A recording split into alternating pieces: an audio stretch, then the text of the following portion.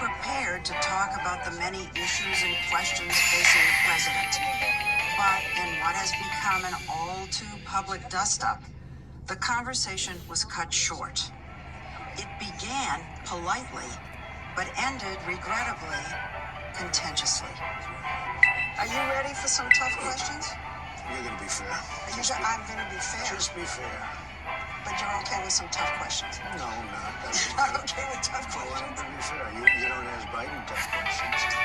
Okay. You ready? Everybody ready? So we have the pandemic. On your watch, we've had racial strife. We've had looting.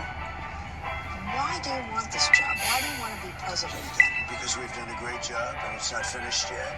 And when I finish, this country will be in a position like it hasn't been maybe ever.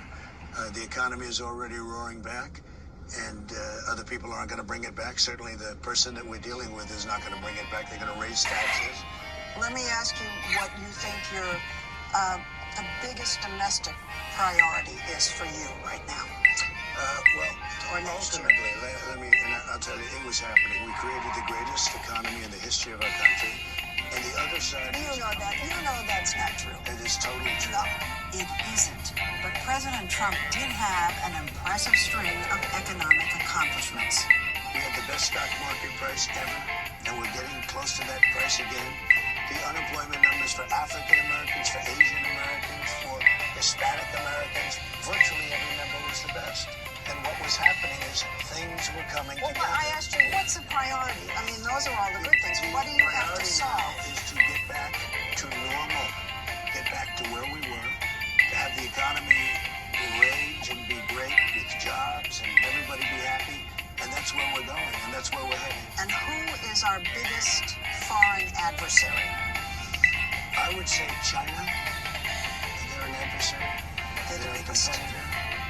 They're a foe in many ways, but they're an adversary. I think what happened was disgraceful. Should never have happened. They should never have allowed this plague to get out of China and go throughout the world. 188 countries. Should never have happened. 4 years ago, you were behind in the polls, as you are now, and you pulled it out. But this time you have kind of a double migraine. You have unemployment claims going up. You have COVID cases going up.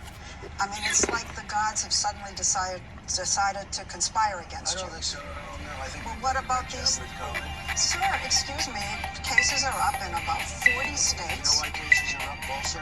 Because we do more testing. The fake news media loves to say cases are up. The fact is we've done a very, very good job. Cases are up? We have done, that's right, because we're doing so much testing.